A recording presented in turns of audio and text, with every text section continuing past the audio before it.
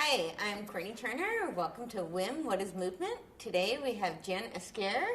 Yay! Hey Jen, how are you? Good, how are you? I'm well, thank you. So tell us a little bit about yourself. What do you do? Where are you from? Yeah, well, I'm from here in Southern California, which is lovely.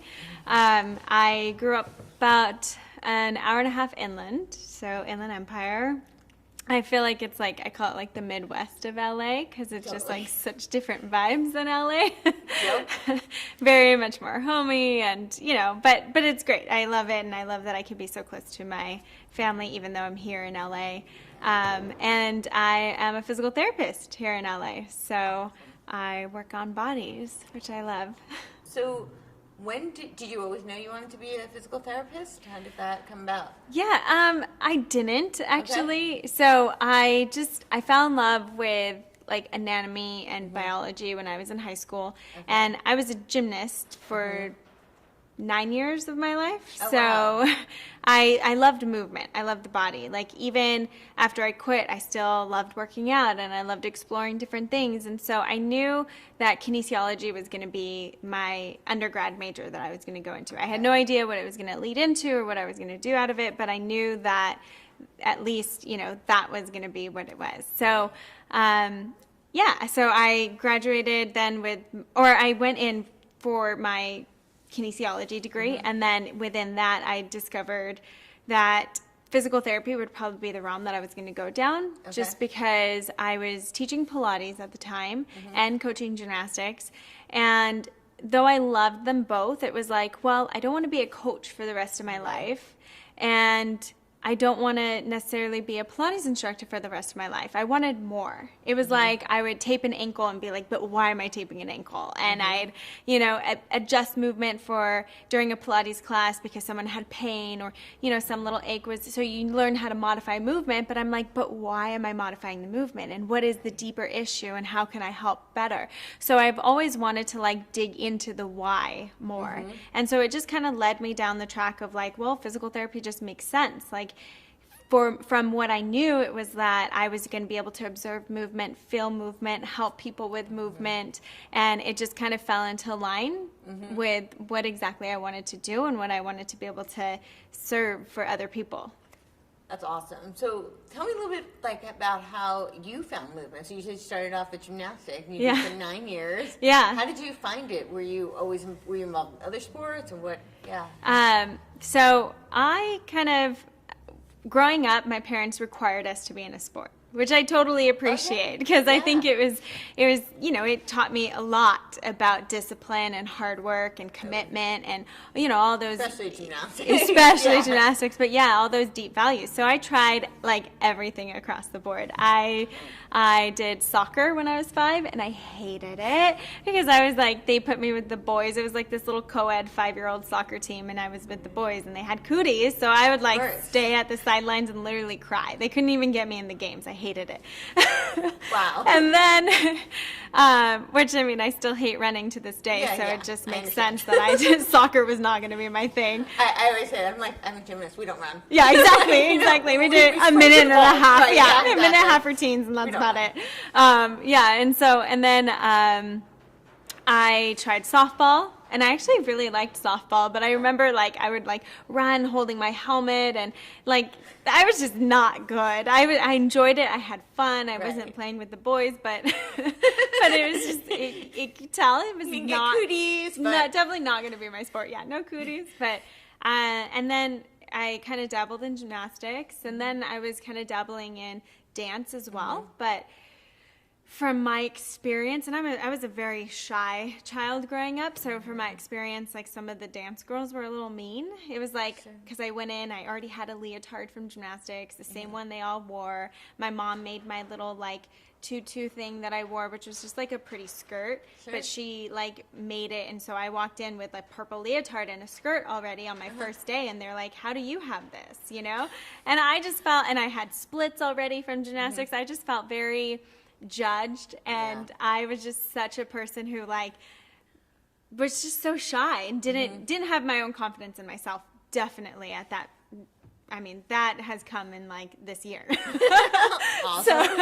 So it was like that dance lasted like no time. So it was just gymnastics. I found home there.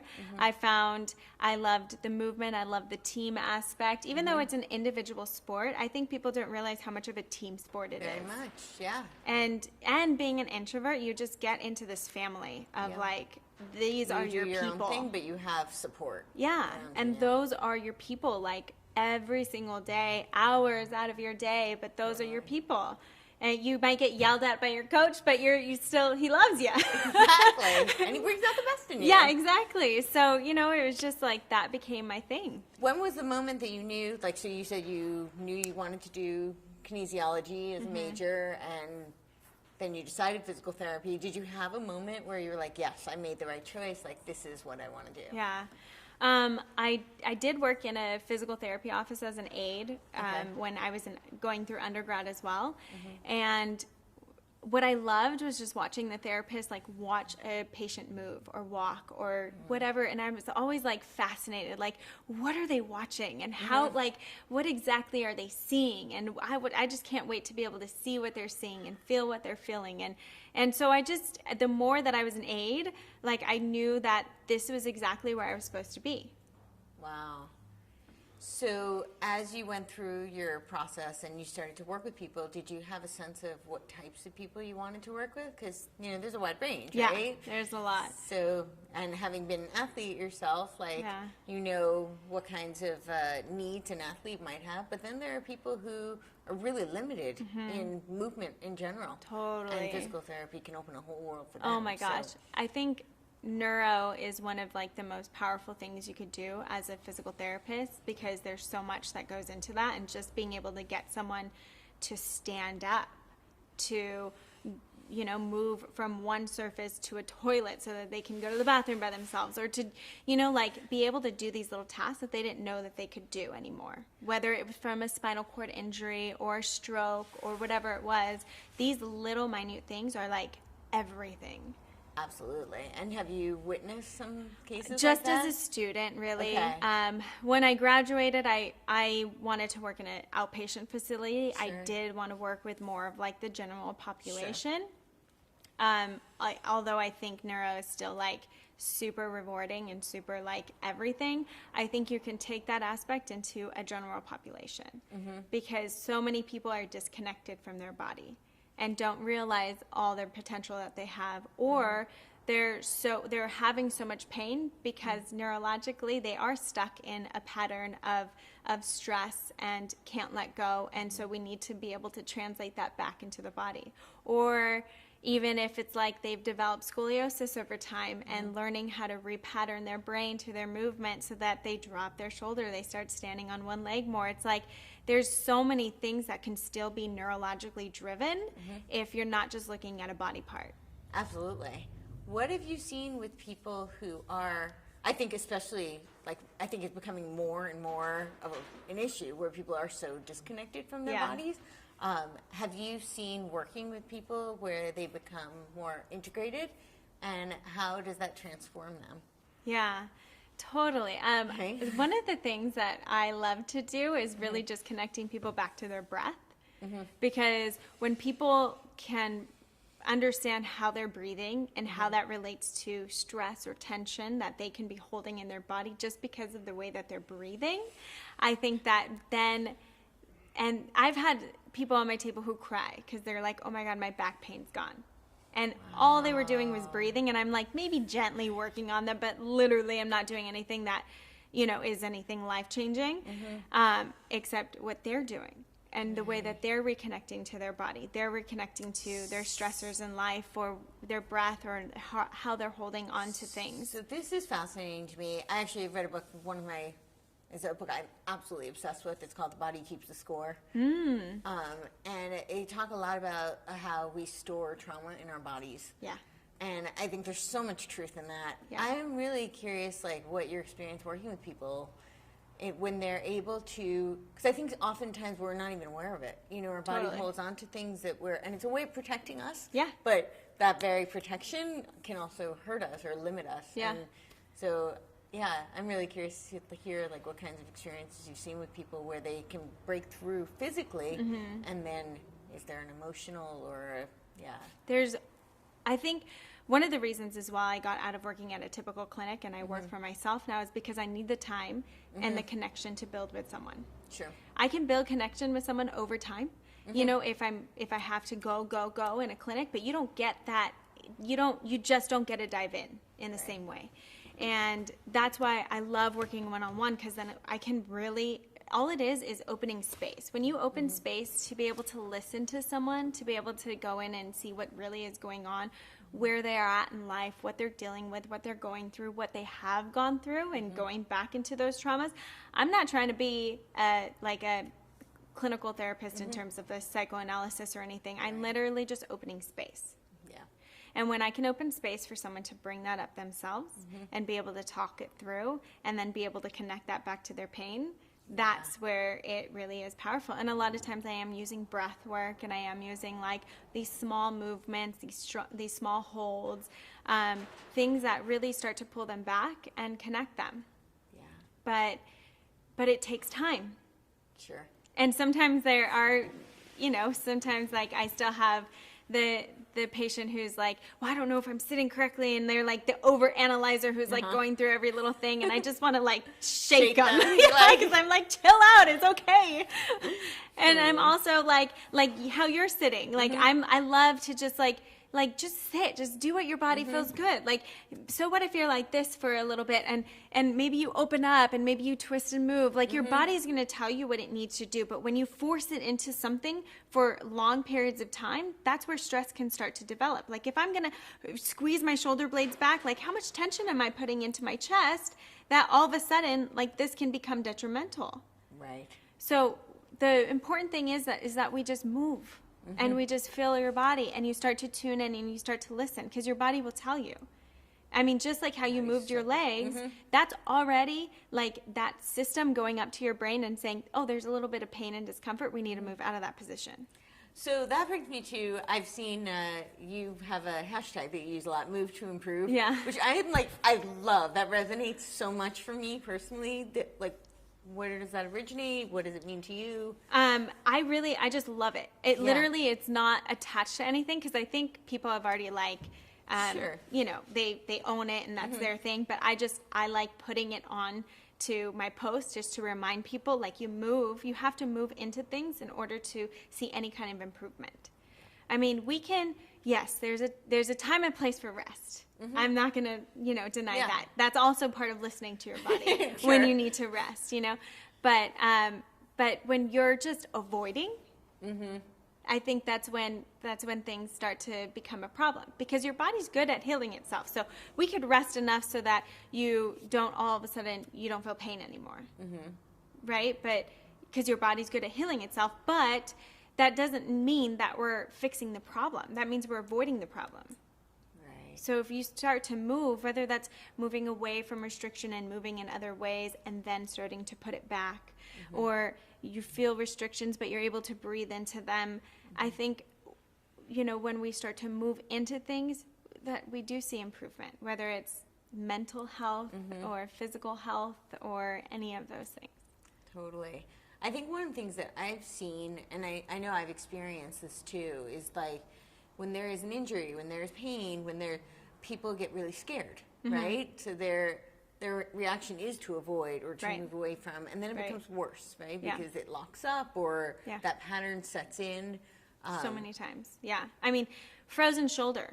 We don't always know exactly where that comes from, and all of a sudden the arm literally can't move past, a really limited area. And I've worked with someone where she came in saying, okay, I polled all my friends. They say you either need to get an injection, you need to, or you need to go get surgery. So I'm here, but I don't think this is going to work.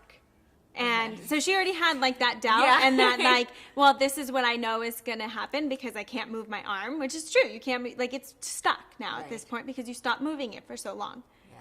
And my theory is that at some point there was some pain that started happening. So naturally you're like, oh, I'm not going to reach up there. Oh, I'm not going to do that. And when you stop doing these things, it becomes restricted, like you're saying, and it's frozen shoulder. Well, duh, you stopped moving it. But I got her to trust me, and now she's full range of motion, no injections, no nothing. Wow. Just by, and it's really, I'm not magical, you know, it's getting her to trust her own body as well. Absolutely. And being able to move again into these positions that she didn't think she was able to. That must be so, I mean, amazing, like rewarding for you to see, and that must be so liberating for her. Yeah. Right? Like, Yeah. do people feel, because I think when you feel, I know when I've had injuries, and I've been through a couple of them recently, and the most recent one was my back, and that was, for a lot of my injuries, I have a tendency to, the gymnast in me, I just kind of push through, you know? Like, yeah, I'm fine, you know, and just keep going. But with my back, I got really scared, because you don't know. Like, you don't know. Yeah. And with the back, that could be, if something goes wrong, it could limit, you know, what I love so much, movement. So I know that, like, for me, I became very fearful and very trapped. Totally. And when I was able to then, like, move again, it made me so appreciative of what my body does do. Exactly. You know, I was like, and I didn't realize how limited I felt. You know, I felt limited not just physically, but I think because this is what we reside in, it's this is our home. You know, it's our vessel that we're inhabiting. Yeah, and totally. so if we're trapped by it, I think it holds us back in a lot of other ways. Yeah. You know, so yeah. So I imagine watching people who, you know, think they can't do something and then they can. Yeah. Yeah. But that's where it comes back to, like, the gratitude and appreciation for our body. That it's unfortunate we don't appreciate it until something like that happens, right? And that's what I'm always trying to get back to at people. It's like, you can take ownership for your body at any point in time. Not just when you're in pain, not just when you have to go see someone, but before that. And you know, these diagnoses, these MRIs, they don't dictate what is going to happen to you or what has happened to you. And I think a lot of times we like to put it in other people's hands because we don't want to take responsibility for ourselves. And unfortunately, that happens all too often. But the reality is, you have the power. You have the control within yourself to be able to make change and prevent things from happening. So you want to empower people to take the control back. Yes. And to prevent their pain and to be able to keep moving. Yeah. And what do you think are the best tools for people to do that? Is really to just start moving. You've just launched a mobility method, right? Yeah, I did. And how did that come about? Like, and what made you do that? And what is? For me, I really feel like it's our basis. It goes back. So it's not like your one program that's going to fix everything, but it's going to start to allow you to tune in and to take back control and really see what's going on. Because, and there's a breathing module in there as well, which I tell almost everyone, start with the breathing. I don't care where you're at, start with the breathing module. Right. See how that's connecting for you. See if that even makes sense to you and you can feel that in your body, because I go over different positions, different ways to kind of feel that. And then take that into different, like the exercises that I go into. And really what it is, it's your basis of mobility. So it's like, think about it. When you were looking at a baby, first of all, we're looking at a baby breathe. Right. Their bellies are going up and down. Their rib cages are expanding, all at once. Beautiful thing. Right. If a baby's breathing like this and they're like mouth breathing, and they're probably something's wrong. Yeah. But when they're calm and they're just sleeping, they're pacifier in their mouth, so their mouth obviously something in it, and they're breathing from their nose. Their belly's going up and down. They're at peace. They're calm. You know, and being able to tap back into that as an adult is so important. But a lot of us lose that connection. Totally. So that's key, and that's why I wanted to put that in there, even though it's not sexy, it's not exciting, right? You know, like, but it's super key. And then the other thing is, like, well, before a baby can walk, before it can get up, it can put its toes in its mouth. So true. Like, we need that mobility. Yeah. There's certain patterns that we're supposed to be going through, and we lose that along life. I mean, it's typical. It's not like it's abnormal. It doesn't make you wrong in any way. It's normal. We all lose that during life. So there's something in you that's probably restricted. And this just breaks it down throughout the entire body. And the whole reason, it's like, I like to refer to it as, this is your permanent toolbox for life. Like, it's kind of a no-brainer, because no, it's not set up as like a 6-week program or a 12-week program, because I don't think that your body is going to be the same as someone else's body. So if you go in focusing on shoulders, well, what if that's not what you needed to focus on? Then you're going to like be like, this isn't for me. This is stupid. But there's so much in there that could be of value if you just learn how to like kind of dig in and see like, oh, maybe that is a little restricted. Let me move through that. Let me see how that feels. Let me put this together, and now that's my 5-minute workout before I go lift. Or this is my little warm-up routine before I go run. Or this is my cool down after a workout. Like, there's so many elements that you can put into it from this program. Plus, I have like suggestions if you have low back pain, if you have shoulder pain, if you have knee pain. Obviously, these are just broad suggestions because, again, I don't believe that every injury is the same. I think you got to move through it and see what works for your body. But these are just like broad suggestions if you do happen to have an injury that comes up. Here you go. You have a toolbox you can pull from. So it's kind of, for me, it's like it's a no-brainer. It's your one area to start from. It's your one. People are like, well, you have an Instagram. Yeah, I have an Instagram full of information. You can scroll through all you want, but will you find the specific thing you need? I don't know. And I talk it through. I show it exactly how it is. I break it down really simply, you know, for people to just go and see an exercise, see how it's supposed to be properly executed, and be able to implement that into their daily lives. That's awesome. So what about for you personally? Like, have you found that through working with other people, through creating this program, have you found a deeper connection to your own body, to your own movement, to where things may be limiting for you? Totally. I'm very open with, you know, my limitations that I get to work on myself. I have scoliosis. Do I know when that happened? I have no idea. I don't know if I was born with it, if it was like over time, but I remember I was working at a Pilates studio, and it was at a chiropractic office, and I finally, after a year of working here, I was finally like, okay, let me go in and get an evaluation, see what this is about. And they did an x-ray, and I saw my spine, and it was like cricket, and I was like, that's not mine. Like somebody else's.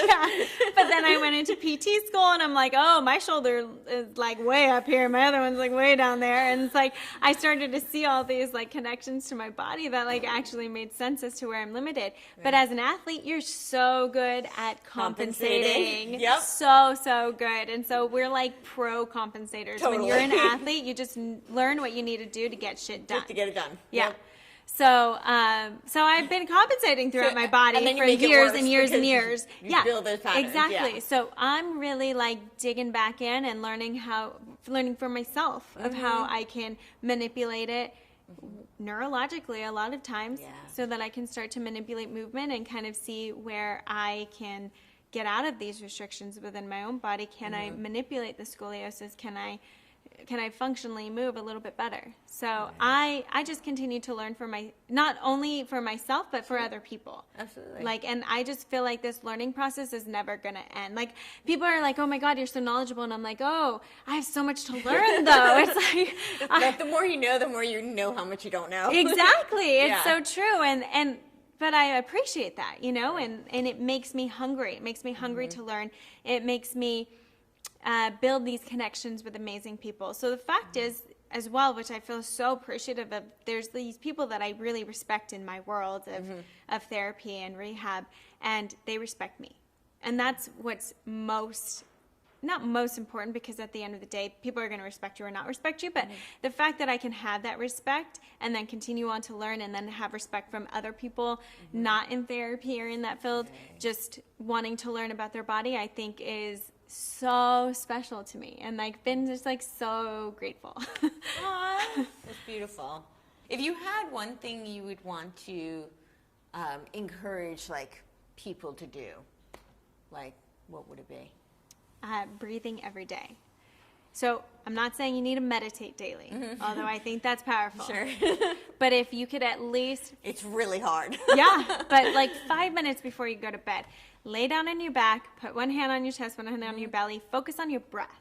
Because at least when you focus on your breath, you're getting out of your head still. right? Yeah. You're focusing on something else rather than what happened in my day, what do I still need to do tomorrow, blah, blah, blah, blah. Right. Everything else that happened. So when we can decrease that stress and center back into your body, you start to tune in, you start to decrease that intense system overload. And a lot of people think we need to smash into muscles in order to get a release. And I'm like, where the hell? No. No. I love foam rollers. I use foam rollers. I like massages. I do manual work. So again, touch is powerful. Touch is powerful, but it's because it's stimulating what's happening and talking to the brain, not because we're breaking up tissue. Right. Not because we're getting in and we're releasing scar tissue. Right? That's ridiculous. We're talking to the receptors within the muscle tissue, telling it to release, to relax.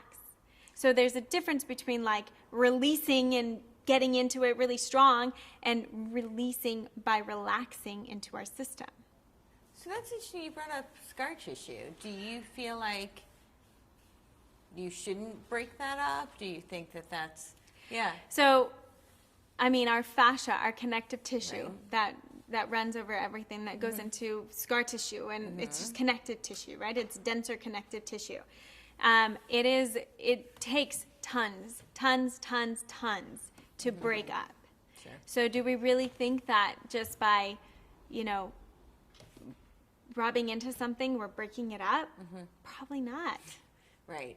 Unless you put tons of like weight into, I mean, you've got years of like neurological activity telling that area it's there to protect you. Yeah. So can we stimulate that to happen? Sure. Will it take time? Yeah. Yeah. Can touch still be powerful for it? Yeah.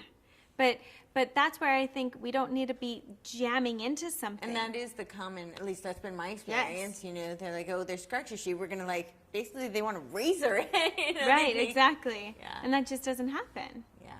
So there's like for example, if you use like the tools and stuff like that, there's different strokes like to be stimulating different tissue, but it's still the stimulation. It's still the receptors that we're talking to. It's still the brain. So we're not literally breaking up scar tissue. We're not literally, I mean, our bodies are just not that delicate. They're pretty resilient. They're freaking powerful. They're amazing. This is why we can bump into something and not like crumble to the ground, Right? It's like, I mean, or we could lift heavy weights, or we could do all these things. Like our bodies are strong and powerful. So to think that we're going to roll for 5 seconds and like break things up. No, you're talking to your system, but that's why it still feels good. Right. And it's not bad. It's good to do, but like know what you're doing. That's the main thing that I keep hearing you say is really about integration. Yeah. It's really, if we listen to our bodies, then we're not just like parts of the body. We're not just one capability. Right. We're not just our minds. It's a whole being. It's a whole being, and it all goes in together. And when we can tie in the breath and then start to love our bodies and appreciate it more with maybe a 5 to 10 minute mobility at some point throughout the day, and appreciate like what's happening and getting out of restrictions. I mean, it's like, I think we brush our teeth 2 times a day at least. Yeah. And we have to make sure that we're taking care of our teeth. We check in with a dentist twice a year, but who checks in on your body? Right. I think people often don't have much of the thing you talked about earlier was like this appreciation for our bodies and what it lets us do and what it's capable of doing. Yeah.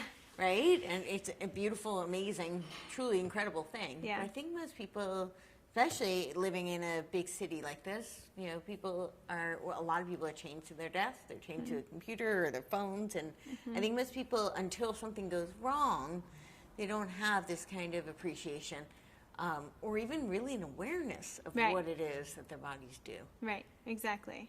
Yeah. And I think that's just like, so being able to tap back in and say what you're grateful for every day really helps with that, and then just what you're grateful for within your body. Like say you hiked, like, oh my God, I'm so grateful I can go hiking. Like that, maybe that's like minuscule to you, but like imagine one of the other things is like when I was going through school, you see all the things, everything, One of the guys, he had cerebral palsy, born with it, so obviously, he living in a wheelchair, can't really understand what he's saying, but he's really smart, but he lives on his own. So he pulls himself down from the wheelchair, puts on his own clothes and socks, and, you know, cooks for himself, makes his own bed, like everything by himself, and pulls himself back up onto his wheelchair. Amazing. And when he got too big to pull himself back up onto the wheelchair, he started swimming. Wow. So this is someone who's like literally using every single ounce of their capabilities just to do the minuscule things that we take for granted. Things. Yeah. That's And amazing. it's like he's not limited because he's living. Right. He's good. That's unbelievable. And he's so happy. He was like such a happy dude. And I'm like, we are complaining all day long. Right? Yep. Like constantly living in this world of complaint and negativity, and I'm not pretty enough, I'm not good enough, I'm not this enough, and it's like, no, It's like appreciate, just what you appreciate, have. just be grateful. It could, not that it could be worse, because I don't think he sees it as a worse thing. Like he's Right. living, he's Yeah. doing his thing, he's getting around, he's just fine, you know. So just appreciate what you've been given and what you can do. right. And Everybody has their gifts, and there's so much we have been given. yeah. Thank you so much. This is awesome. No, this is so much fun. Yeah. I'm so glad. Obviously, I'm like super passionate, so I just love talking about all these things. But I thank love you. hearing it. You're welcome. So tell the audience where they can find you. Yeah, most of my stuff that I always post that you can see is on Instagram. That's like Okay. my home base, and that's Doc Jen Fit. But I'm also on Facebook at Doc Jen Fit. I'm also going to have a YouTube, Doc Jen Fit, so that's my 2018 goal. And then my website is docjenfit.com. Docjenfit.com/mobility is where they can go directly to find the program, the mobility method. Awesome. Thank you so much. Yeah, thank you. And thank you for joining us at WIM, What is Movement?